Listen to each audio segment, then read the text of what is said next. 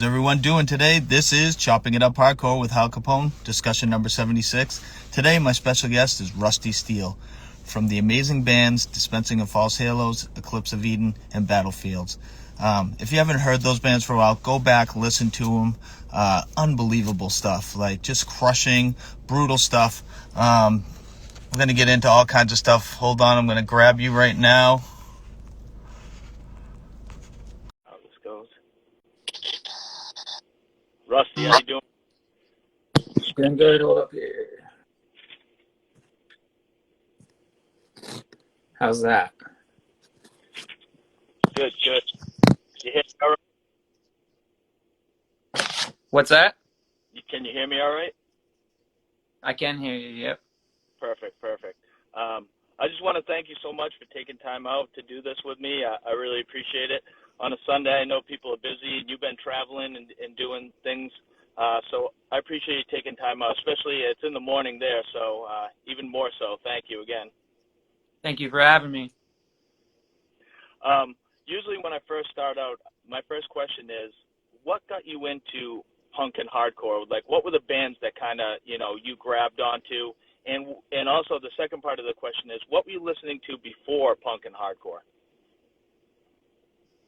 Oh, I think, before I was listening to punk and hardcore, I think I was just listening to the records that my dad and stuff was listening to building cars. So they were listening to the like rock stations in the shop building race cars. So they're listening to like Led Zeppelin and stuff, and probably Black Sabbath. I remember when I was in kindergarten, I had a Bon Jovi thing on my backpack. So I don't know, probably just rock music that was typical for any dad to be listening to. Yeah. Yep. And what then, kind of... Oh, go ahead.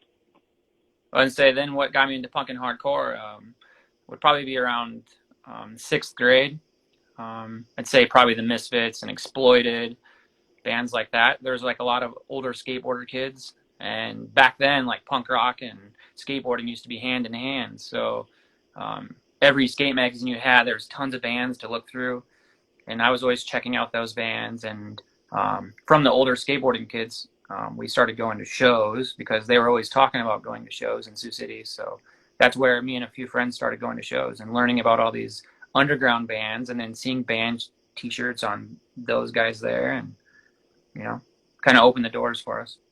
Yeah. And what were the bands that you really liked back then before you kind of got into music? What were like some of your favorite bands that you listened to once you learned about hardcore?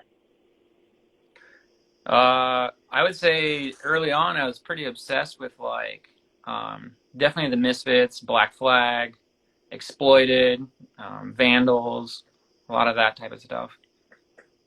And I never really got into the Fat Records type of punk stuff, but I was always into the Mohawks and the gnarlies. What was gnarly to me back then as a kid. Yeah, yeah. Yeah. Did you ever like the old school, like New York hardcore stuff, like the straight edge stuff that was happening back then with like Youth of Today or Judge or stuff like that? Did you get swept into that Yep. as well? So somebody that was in Eclipse of Eden later on, John Carter, him and I were all about the straight edge stuff. So anything like Youth of Today or Brotherhood or any of those old bands, I had records of at one time, but ended up selling them on the tours that I was going on later, which I wish I wouldn't have. But Yeah. we all needed money back then. So Now, when you were going to shows back then, were those bands playing? Were you that young when those bands came through Sioux Falls? So Sioux City had Sioux City, sorry. yeah. So Sioux Falls and Omaha are super close. So Sioux City's right in the middle of that. So we were kind of spoiled in Sioux City because we had Sioux City shows or Sioux Falls and Omaha shows.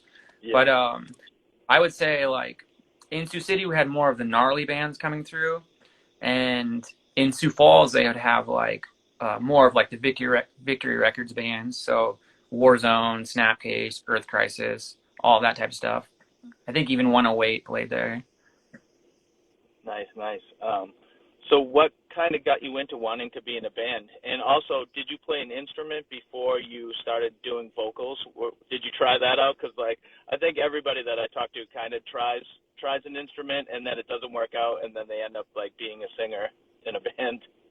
Yeah, so my mom growing up always played guitar and singing in the living room, like country songs, like Tanya Tucker songs and stuff like that. And Yeah.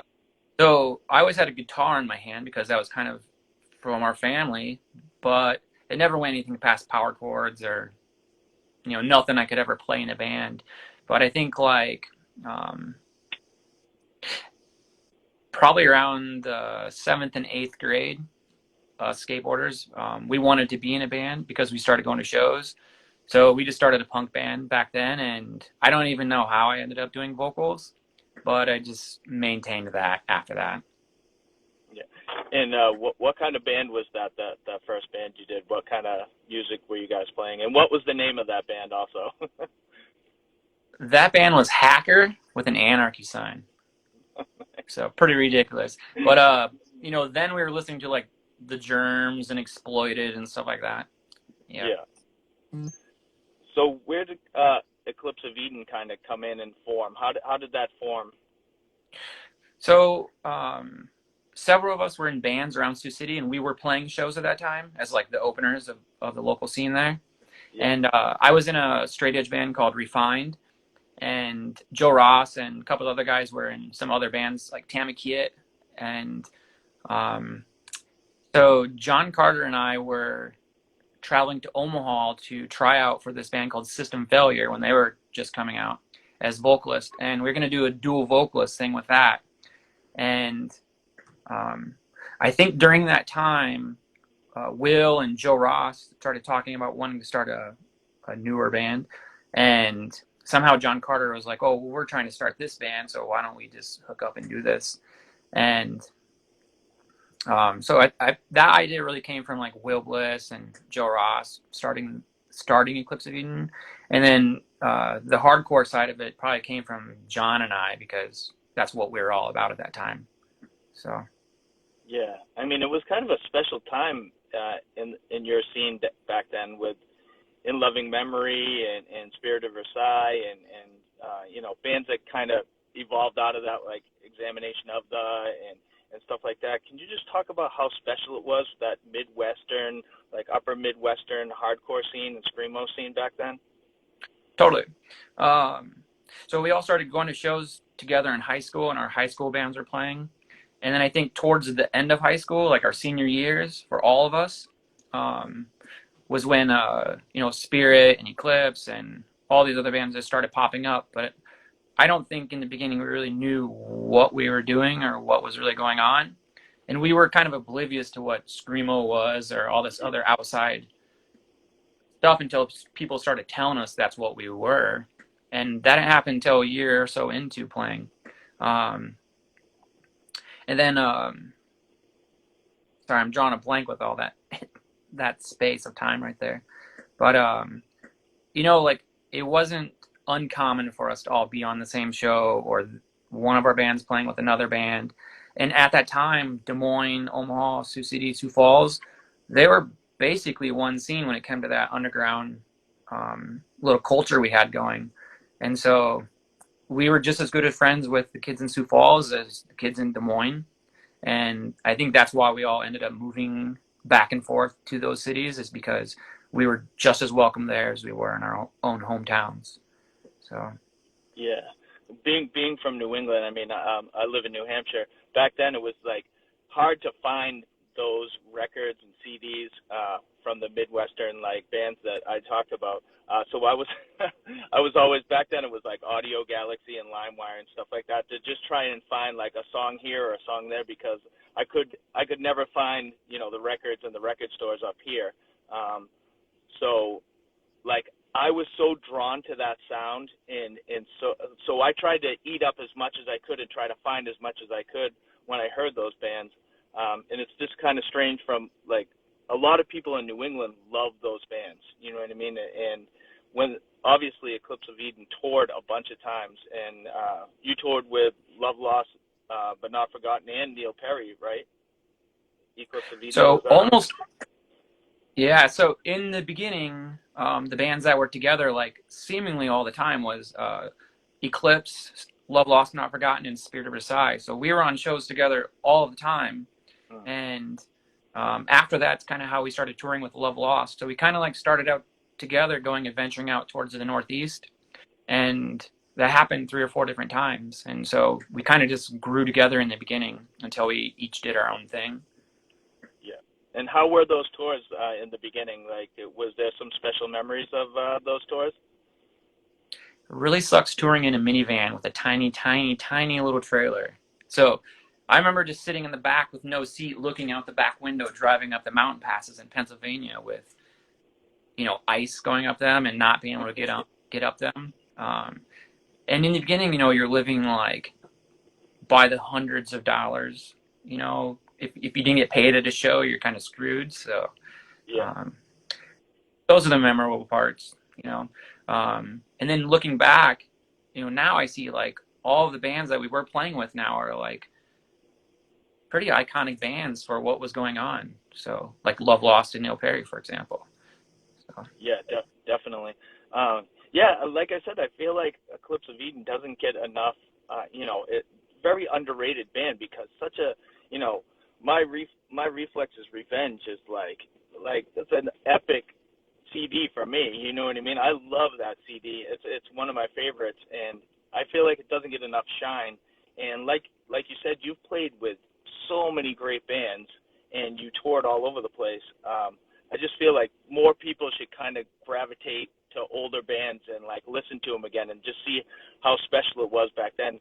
Because it's very, now you can still listen to it and it still hits as hard as it did back then for me. And especially somebody that's never heard it, I feel like, that are into like the screamo or hardcore, whatever you call it. Like you said, nobody called it screamo back then either. For us older guys, it was just hardcore or emotional hardcore. You know what I mean? Screamo came along after that, and at first I didn't even know what they were talking about, honestly. I didn't really know what screamo was until like bands like Orchid and stuff started blowing up, and that was kind of like alongside of what we were doing in the Midwest. And so I think that's really what kicked it all in, is bands like that.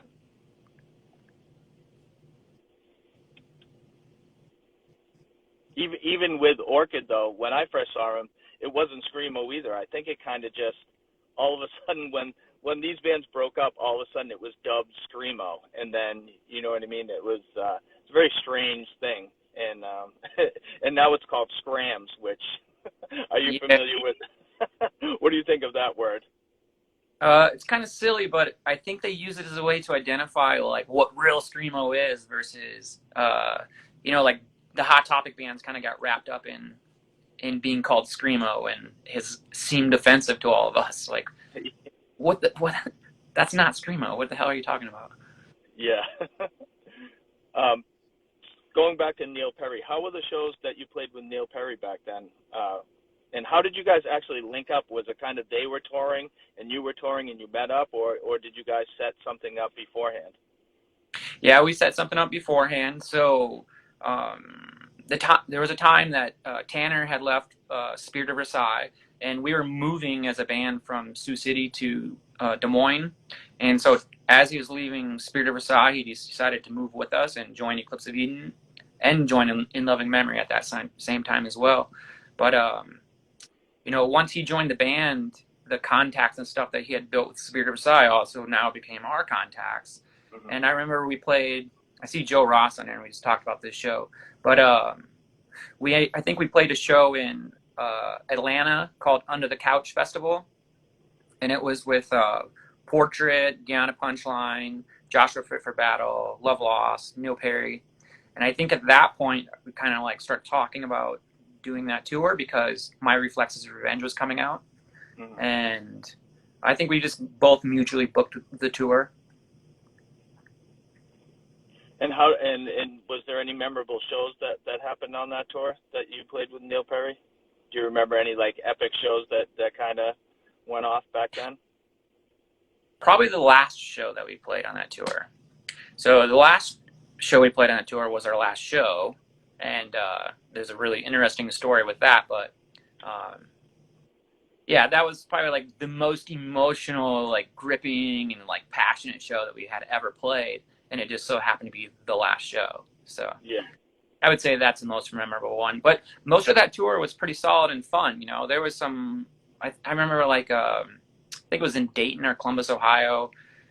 Not that great of a show, but we had picked up this band along the way called As I Saw Love, and they were a Florida band. And so they tagged along for that tour. So no matter what show we were playing, we had like a huge group of people watching the show because we were traveling in caravan there. So, Yeah. um, you know, Now, did that tour go up to the Northeast, up to like Boston and Connecticut and stuff like that? Did you guys play up there, or it never made it? no, I don't think Eclipse ever made it past like Philadelphia area. So we were always playing like south of there. Between Florida and Philly is mainly where we would stick at. Yeah. And the first thing that Eclipse did was it the CD EP, the 6-song CD EP? Was that the first thing that you guys put out, or was there like another demo tape that came before that? There might be a demo tape that I'm not aware of. If it was, it's just us recording ourselves. But that 6 song was done in Omaha, and that was our first actual release. I think it was pretty much all of our first official release. Yeah. How much time between when Eclipse ended and Dispensing started? How long? Because it seemed like it wasn't that long. It like was in a year, right? That Dispensing kind of got together. Yeah. It all happened like pretty quick because we know we were a tight knit group now in Des Moines, Mm-hmm. and you know, I think like what happened is after our last show with Eclipse of Eden, there were some shows booked. I think like a fest in Florida or something, and so a few of the guys carried on as examination of and then Will and I were left behind, and Will was still living in Sioux City at the time from Eclipse, and we were working with Jordan Peterson, who basically started the band, and a lot of people know him from the band Two Peer to Die. But like in the beginning of Dispensing, there was some conflicting ideas of what the band should be, and like definitely like metal tinged, but I think maybe like more of like the chuggy stuff. Most of the guys weren't really willing to go down that road, so. And then we just asked Will from Eclipse to join Dispensing probably within the first year of us forming as well. So the transitions went from Eclipse and then split apart into Exam and then Dispensing. Yeah. Yeah, I was going to say that Dispensing is a little more metal tinged, obviously, than Eclipse of Eden, a little more heavier and metallic sounding. And also, in loving memory, guys kind of got into that band too. How did that, like Brian got in there and stuff like that? How did that work in to Dispensing? I think because like the group of friends that was hanging out like on a daily basis was basically Eclipse of Eden and Loving Memory. Like every single day we were just hanging out. So I don't know that there was like, I don't even feel like there was any asking, do you want to be in this band? I feel like we just kind of did it. And, Tanner was in Loving Memory at that point. So it was in Eclipse and in Loving Memory. And I think that towards the end of Eclipse and Loving Memory was fizzling out a little bit too, getting ready to play some of their last shows. So, those guys just wanted to also continue playing music. And I don't know what, go ahead. Oh, go ahead. No, please. I was going to say, I don't know what transition Dispensing to sounding a bit more metal. It might have been because we were listening to a little bit more metal records. Will and I always listened to this band called Barrett. And oh yeah. So like some of the guitar parts that Will plays, you can hear if you go back and listen to Barrett records, you can hear, like those tremolo picking parts and stuff. Will was doing that stuff back then. So, and then I don't think we considered ourselves a screamo band even in that band until people started saying that. Yeah, because when I saw you guys play up in New Hampshire, you didn't really play with any screamo bands per se, whatever you want to call screamo. I think Boy Wonder was a band that played with you guys, and I'm not sure who else played that show up in Nashua, New Hampshire with you guys, but it was more of like a metal core-ish hardcore show than a screamo show per se. You know what I mean? That's why I had to ask why the sound changed a little differently. Obviously, you don't want to sound like the same band though like as a Eclipse, you know what I mean? So obviously you're evolving into something different, which is pleasantly, nice for, everybody that was a fan of Eclipse too, because I love Dispensing. When I heard it, I was drawn to that as well. And I was pumped to get to see you guys up in New Hampshire. That was kind of a special show for me to get to see. So Appreciate that. yeah. Do you remember who else played on that show? I know it's a long time and so many memories and so many shows, but I know Boy Wonder played, but I can't remember who else played that show. No, but I remember where we stayed that night. I remember we stayed at, I think the two kids we stayed at with his parents kind of like lived in the country there. And I feel like they were in a band that had played that night. And I just don't recall, though, what that band was. And I try to keep every single flyer, but, they get lost over the years. Yeah, true. Now, was that the only time you played up in New Hampshire with any of your bands? It is the only time I played in New Hampshire. We've played in Boston a lot, and we played in, Vermont a lot, but New Hampshire, kind of a hard place to get into. Yeah, I know. That's why it was surprising when I saw that bill. Love Lost But Not Forgotten had also played at that same venue too. Maybe it could have been like a couple months after you guys had played up there too, which was very surprising that you guys and Love Lost played.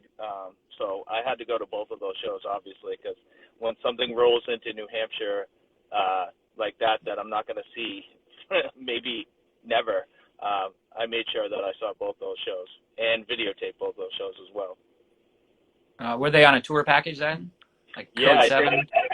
Yeah, Code 7 and Every Time I Die, I think, played that show too. Oh. So that was, it was a pretty good show, definitely. I don't know if I'll tag you in the video that I videotaped from that show as well. But that was a great show as well. Speaking of Dispensing, what was the first thing that you guys put out? Was it the 2001 demo CD-R? Was that the first thing in 2001 that you guys put out in Dispensing? It was. And we had a friend, Ben Ely from Sioux City, that wanted to record that for us. And that was with the original guitar player, Jordan. And so you can tell in that first recording there that it's like a little bit more hardcore sounding. Yeah. Although the vocals are screamy, but you can see the intention is to go a little more hardcore sounding, metalcore sounding. And then, but that was the first thing. And honestly, I don't even know what that stuff sounds like anymore. I haven't listened to that demo forever. Now, what was next? Was it the Calling Gina Clark split that was next before the first album that you guys put up? So we had friends in Kansas City, and we recorded the 4-song 7-inch. If I Was Erased. Yep. Yeah. That's right. And I don't know, I see online now, a lot of the younger screamo kids and stuff find a lot of relevance in that, and it kind of blows me away. But I think that was probably the first real thing that I was proud of doing, was probably that 7-inch. Yeah. How so does and it then blow after you? that How so does What's it blow that? you away? I said, how so does it blow you away? Just curious on why does it blow you away? Well, I see kids trading for that stuff online for money, and they're seeking out T-shirts, and you see posts of people with this "If I Was Erased" 7-inch, and they're just talking about it all the time, and they're talking about it more now than they talked about it back then. Yeah. Do you find that weird that people talk about older bands and stuff they released and shirts and stuff like that more nowadays than back then, when kind of you'd go to a show and there'd be 20 kids, but if Dispensing played now, there would be a lot more than 20 kids. Is that surprising to you, that it's kind of nostalgic and people catch on to that stuff? I think the internet is definitely a culprit of that, but if it wasn't for the internet, then we would not be doing that. Yeah.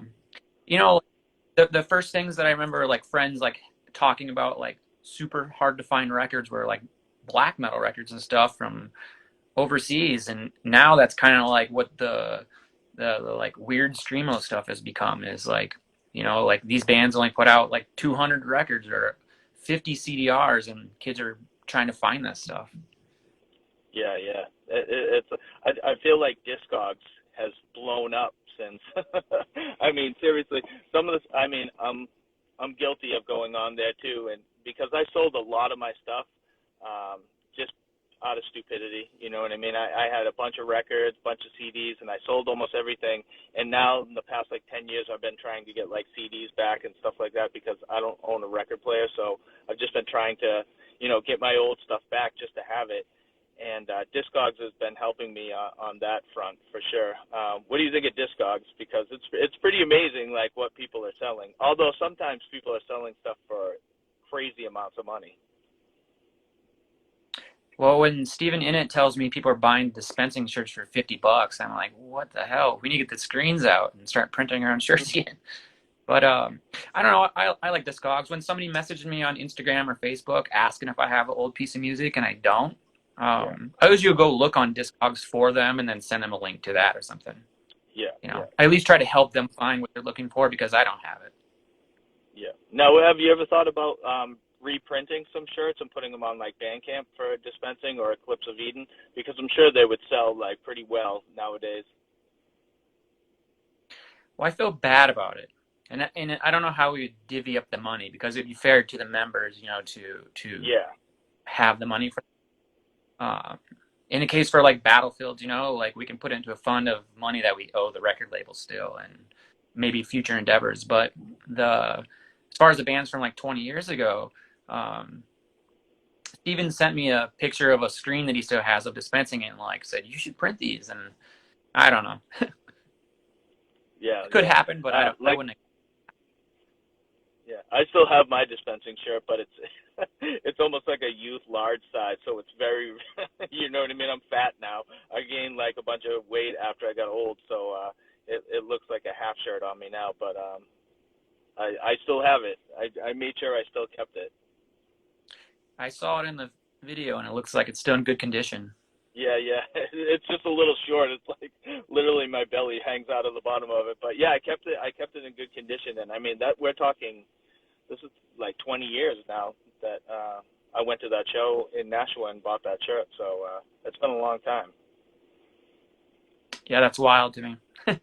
It's wild to me to see all that old merch, all of our bands. Even like what's the other one that I saw like a Spirit of Versailles shirt the other day, and like the ink is washed out mostly, and people are still paying money for that stuff.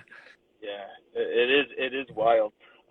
With prayers and a scalpel, was that the best thing to you that Dispensing put out? Because that's my favorite thing. That was the first CD that I actually got in my hands back then. Was that your favorite Dispensing release? No, so after that, like closer to us ending the band, we recorded that split with Colleen Gina Clark. Yeah. And I would say the songs for that is definitely like what captured what we actually sounded like, and like a really, really good representation of what we were doing is the Colleen Gina Clark split. And then Brian and I have talked about With Prayers and a Scalpel. I think like if we can get our hands on the mixes of that and like maybe have somebody now go back and remix and master that, it'd probably sound pretty badass. Yeah. Why is that the problem that you had? Was it just didn't sound right to you when it came out? Well, sometimes bands take advantage of their friends that have studios that allow you to record for cheap. So the guys had a friend that moved to St. Louis that was like recording in it was like a classic music studio, like recording pianos and stuff. Yeah. So we recorded in a place like that, and we were probably the heaviest band that it had ever recorded there. So it was new for them to record that style. So yeah, I think like having somebody with different ears that knew what they were doing at the time for our style of music probably captured a lot differently. Yeah. And then the last thing that came out was kind of like a compilation that had the CDR demo that kind of was on that last release that was it Init that put that out? Init put it out, yep. Yeah. Go ahead. That had If I Was a Race 7-inch on there, and it had the Colleen Gina Clark split, and then it had some other random stuff that we were doing. So was kind of a discography in a way. Yeah. It had a song on there from a local Des Moines band. Like Des Moines had done a comp that was local bands covering other local band songs, and I remember we did it's a really funny song on there actually. It's about Dell Earnhardt, but um, it's by a band called Eric and the Floaters, and so we covered their song. Yeah. Now, That is there any hidden dispensing songs that never got released that you're holding on to that people might want to know? Nothing. No, but there's a hidden Eclipse of Eden song that we just found, and Really? yeah, and I sent it to an old friend at um, he does some other online stuff, and I sent it to him, and we've been kind of sharing it behind the scenes. I can send that to you. Oh, Yeah. I'd love to hear that. Definitely, I'd love to hear that. Speaking of those two bands, will there ever be like a reunion that you would play a fest or something like that? You guys would get back together and do a fest if you had the opportunity to? I'm not certain. So during COVID, though, a lot of us from Eclipse were talking about how we can do something because In Loving Memory was talking about doing a reunion show as well. Mm. And so for a while, me, Tanner, and John were trying to form a band through COVID and didn't really work out. But, you know, you had kind of like a good part of the band right there. So I don't know that it would have been Eclipse, especially not without Joe Ross, but it was an idea that passed momentarily, and it was an idea that would be like to play reunion shows with other bands that were like our family. So Yeah, definitely. Dispensing toured so much. Can you just talk about the tour? Like, you guys toured everywhere and all the time, and to the point where I read where you toured so much that it kind of hurt the writing process, and almost was it that was that fizzling the band because of that, the touring? You know. yeah, so pretty much every band that I'm in, I don't push to go tour, but you know, like it's definitely like when you get into the rhythm of touring and stuff, and you come home, you really don't know what to do with yourself. Mm. So back then we were going on like super long tours. I think Brian told me that there was like 47 days or something like that we went on, and we would go for a month at a time, come home for a couple weeks, go out for 3 weeks, come home for 3 months, go out for another month. So it definitely like was hurting our home life, you know, like couldn't afford apartments, couldn't afford our relationships that we were doing. Um, we weren't able to acquire like new gear. You know, we were just constantly focusing on traveling and doing that stuff. So, and then towards the end of Dispensing, I had moved from Des Moines to Fargo.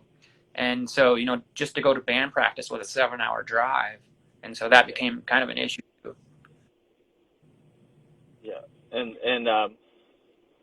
so what's the time frame between? Was there another band in between Dispensing and Battlefields, or was that the next band that you got into was Battlefields?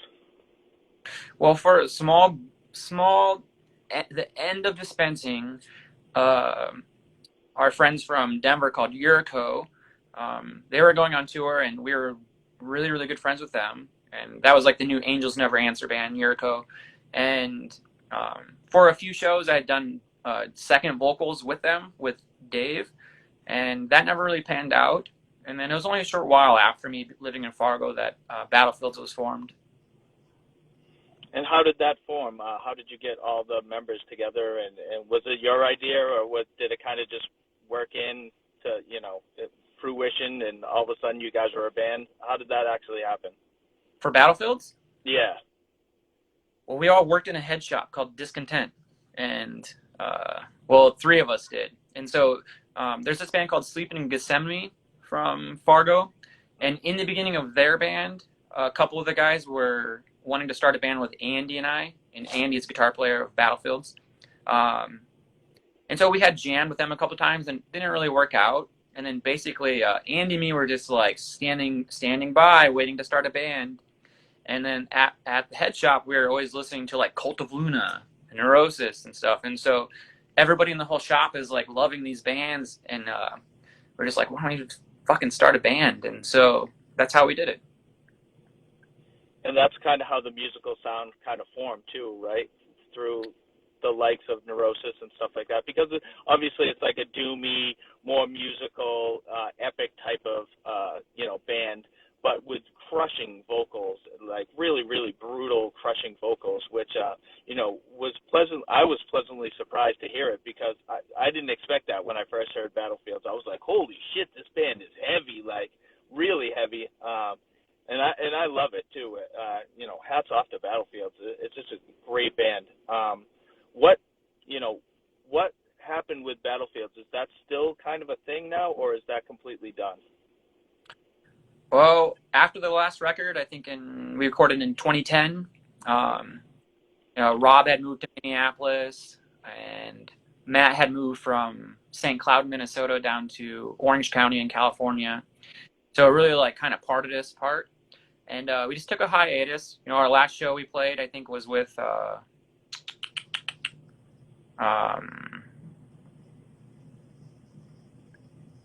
Enslaved and Allsay. I think that's the band name.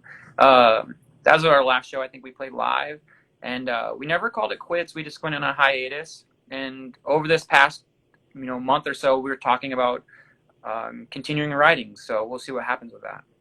Yeah, definitely. So the last thing was, I don't want to botch the name. It starts with an A. I don't want to mispronounce it, but that was the last record you did, right? Battlefield's Agassi. Agassi, yeah. Which was kind of different from the other stuff because it was kind of shorter songs and not so like there wasn't really a build-up intro into the songs.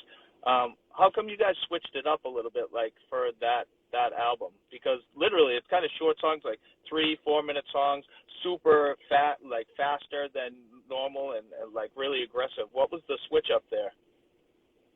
A couple things. So I think after we did Thresholds of Imbalance, the album that's on Translation Loss, we saw like so many things that we did wrong. Like we were just piddling around, like building up these parts for 10 minutes before the song came crashing in. Yeah. And playing those songs live, like when you travel 8 hours in a day to go play a show and you take 20 minutes to set up like a wall of amps and you play 3 songs, you're like, kind of sucks. Yeah. And then like you lose people's interest with doing that stuff. So we unintentionally made it not so accessible.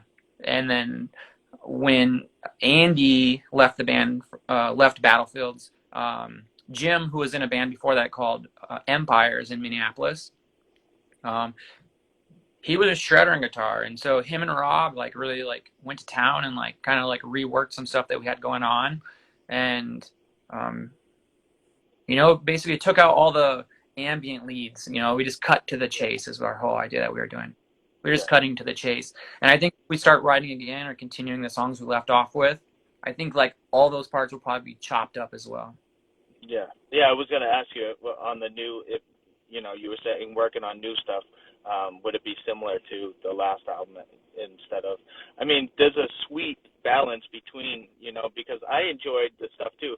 Like I said, I agree with you. Like you said, long build-ups at a show is kind of you lose people's interest and stuff like that.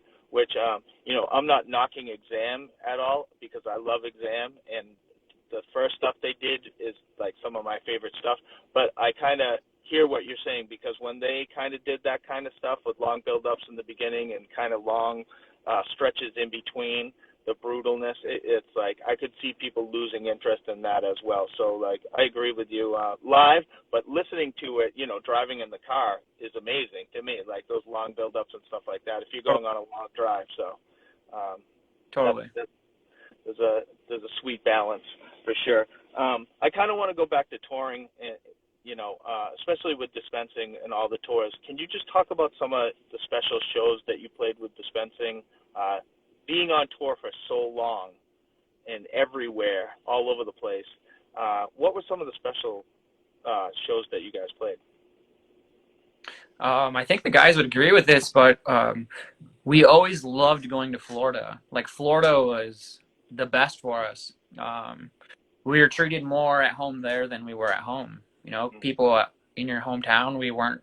I would say we probably weren't well received all the time. And down in Florida, we just fit in and like made lifelong friends down there. So, and I know coming out of the Florida dates, one of the really memorable ones was a festival in Orlando Fest, actually. And in fact, we had, I posted a flyer recently, but I mean, it has like Kylesa and Against Me and, Cowboys Became Folk Heroes, and you had pretty much everybody that was going on at that time in that scene was on that Orlando Fest that year. And so that was a really standout one. But I'd say like anytime we were playing with Tyranny of Shaw or Cowboys Became Folk Heroes, those Florida bands, Kite Flying Society, that was kind of like it felt like more of our home turf than coming back up in the Midwest. So I would say those shows for sure. Yeah. I know when we would go to the West Coast, we had a little bit more struggle. We were young and doing these super long drives that weren't like the best of shows. I would say it's like kind of two sides. So when you get into like the major cities like New York or LA, it seems like the shows are so awesome because the people aren't leaving the city. It's like a small town trapped in there. And then the real like special shows where people care and just eat up your merch are like the tiny towns in the middle of nowhere. Yeah. And so I would say some of the more memorable spots then would be like Minot, North Dakota. That stood out. Our friend BJ, that's been a lifelong friend now. He's done so many shows up in Minot that people would probably have their minds blown about it, from like, this little town up by the Canadian border was doing every tour that was coming through. And when we played there for the first time, we didn't know what to expect, but there's probably the most merch we've ever sold and the craziest that people have ever went. So. Yeah. Now, what was your experience up in the Northeast in New England area? Were those good shows, or were they not so? Were they kind of lackluster? I don't remember really too many bad shows with Dispensing, actually. So it seemed like with Dispensing versus like Battlefield, you could, because we were older then, we were playing bars, and that can be hit or miss sometimes. Yeah. And even if you have a lineup, like I remember some of the shows was like Dark Castle, Zoroaster, and Battlefields, and there's like 5 people in the crowd, and you're like, this is a fucking killer lineup. But back then with Dispensing, like I feel like people were so excited. Like there's a good video of Dispensing that's at a coffee shop in South Carolina that's kind of like the notorious one.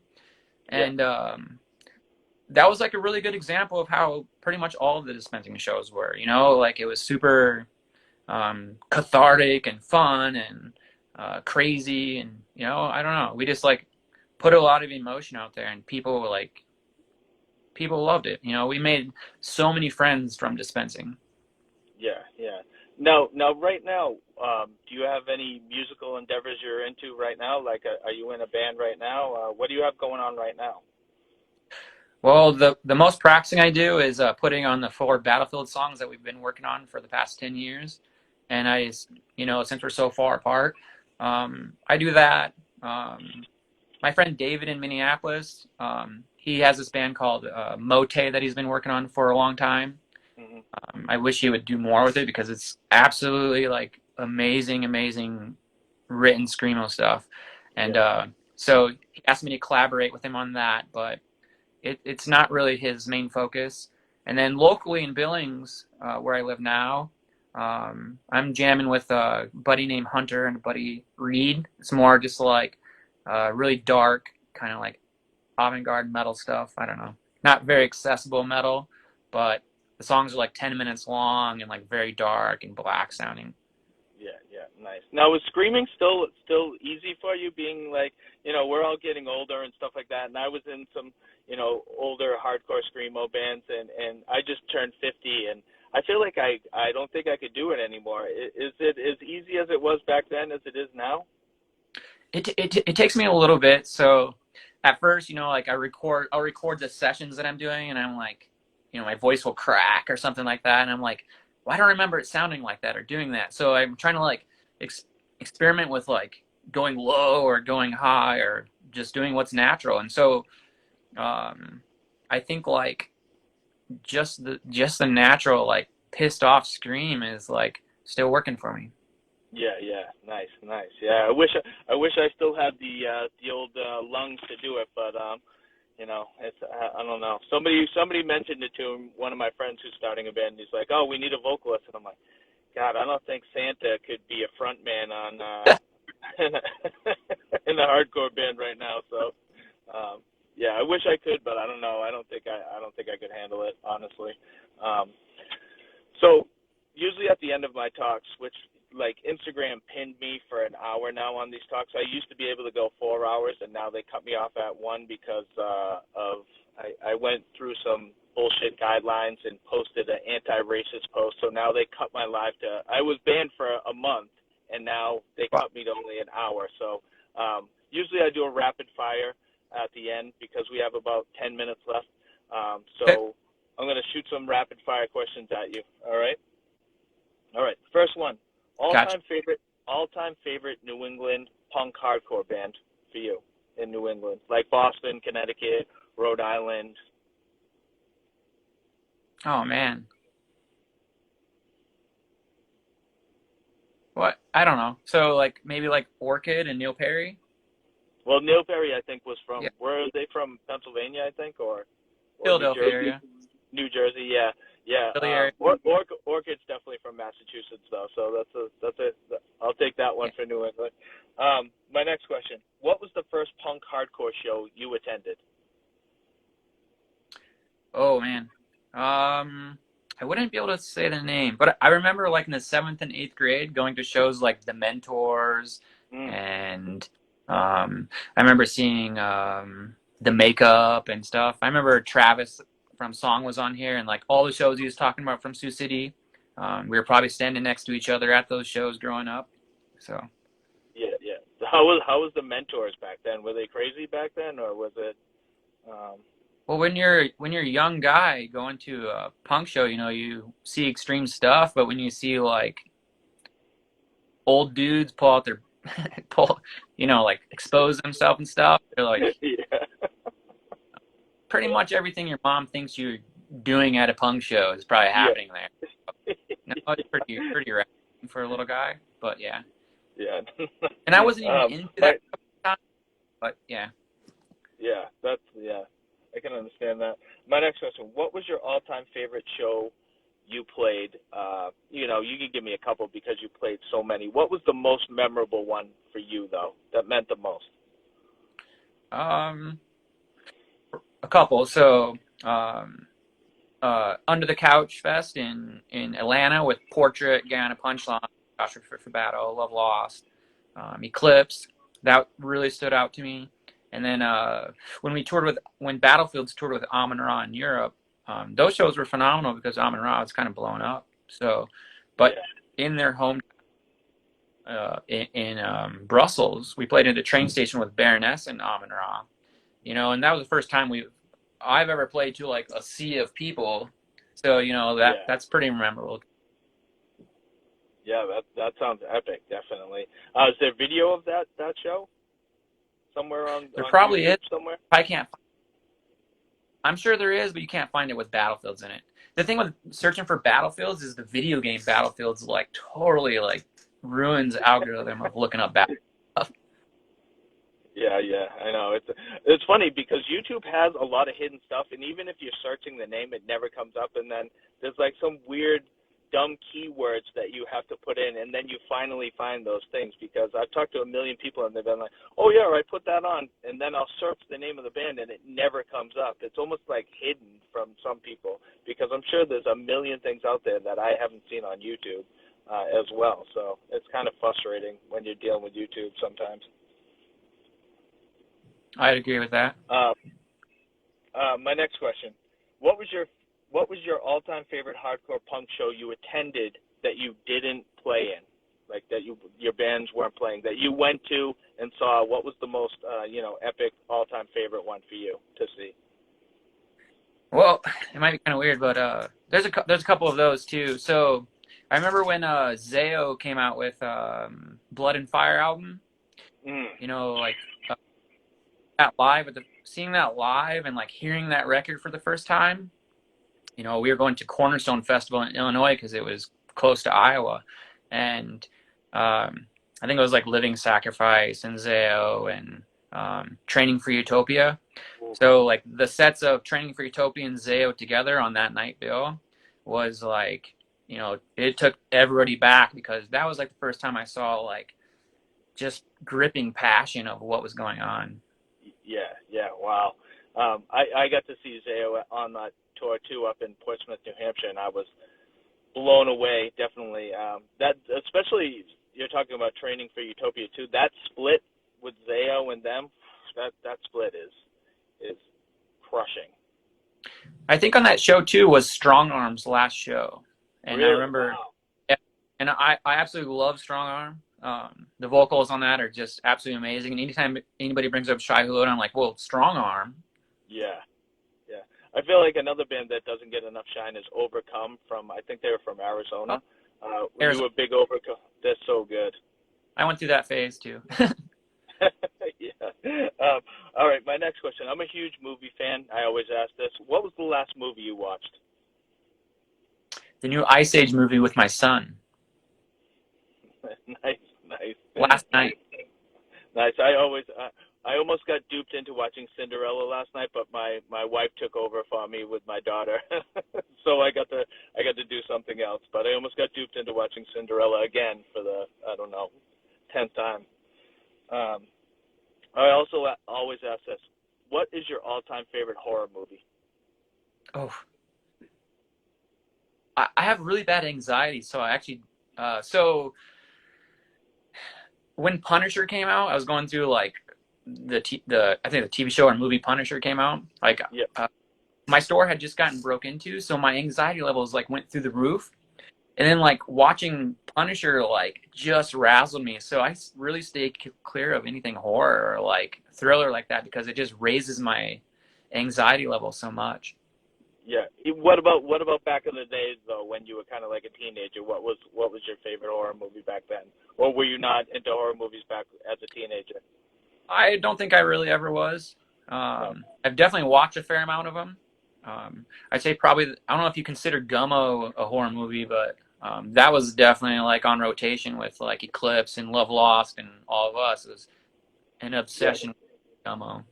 Yeah, which sucks because you can't find Gummo anywhere. There's no streaming sites that play Gummo, which like I love Oh, that movie as strange as it is, but yeah, no streaming sites put that on. So I'll keep going. I'm also a big hip hop guy, especially 90s hip hop, boom bap stuff. If you've been listening to hip hop lately, what have you been listening to? right now I've been listening to not hip hop, but the new Soul Glow is pretty awesome. We listen to that at the shop quite a bit, Yeah. and probably the closest. A lot of my staff listen to stuff like Atmosphere and Aesop Rock and Rhyme Sayer stuff because the Minnesota connection. No, you weren't back in the day. You weren't really a hip hop fan. No, never went through any hip hop phases. Although I'd say like in Dispensing, we definitely would listen to a lot of hip hop in the van when we were driving. Yeah. But that was when like Atmosphere and Aesop Rock was really taking off. So I know like Brian and Joe and those guys were listening to that shit all the time.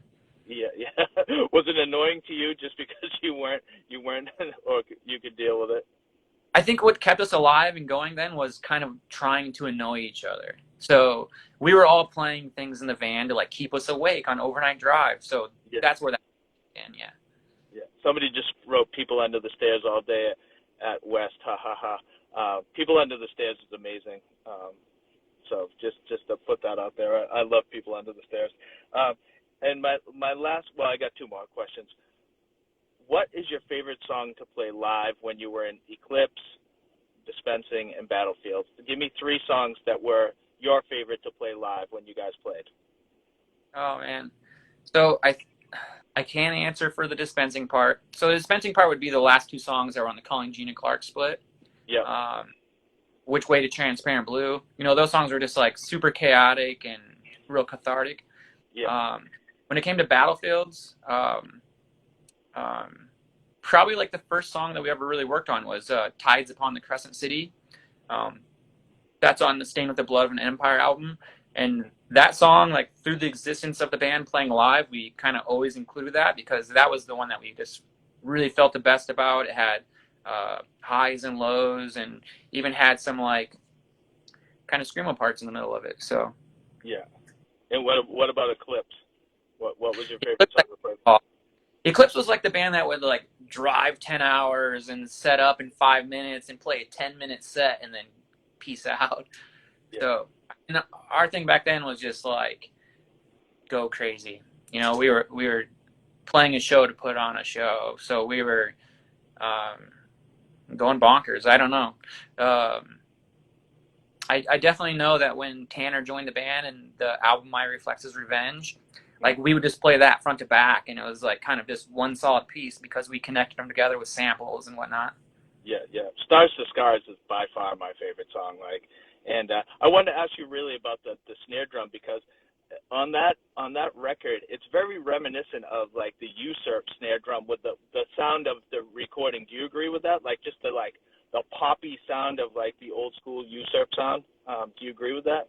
Yeah, definitely. And so if you listen to a lot of the old Sioux Falls bands and even In Loving Memory and stuff, we were all recording at a place in Sioux Falls that was capturing that. And so I think like if you listen to the Harsay or Spirit albums, In Loving Memory, all of us kind of have that same quality of recording. I see Joe Ross keeps popping on here. He would be the one to answer that. And he's a madman. So. And my last question, all-time favorite like dream team screamo hardcore band that you would construct if you could play in, who would be in that band for you? Well, Tanner from Eclipse, Joe Ross, he was in Eclipse. I'd probably capture David that was in Minneapolis, doing the band Mote. I think that's kind of like definitely like groundwork stuff right there that we would, you know, we would come in with the idea and know that it'd be awesome right away. Yeah, nice. Now, would you ever go with... Joe said he hates that sound.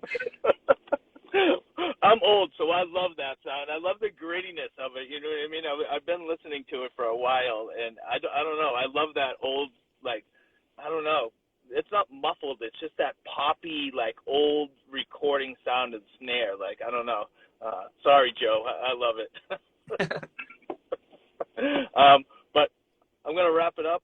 Rusty, thank you so much for doing this. I really appreciate it. You know, taking time out to just talk to me about the old school, you know, scene and what you have going on now and stuff like that.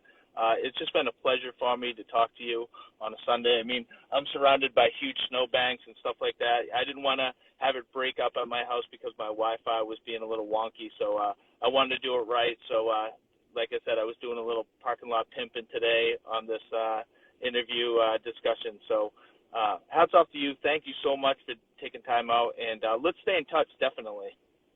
Thank you for everything. I appreciate it. And I'll send you the link after. Usually I put these on YouTube, so I'll send you the link. And anything I can do for you up in New Hampshire, just give me a you know, hit me up. And you know, if you're ever up here, I'll send you in the right direction for sure. Well, I appreciate it. Thank you. All right. Thank you. Have a great day. You too. Thank you.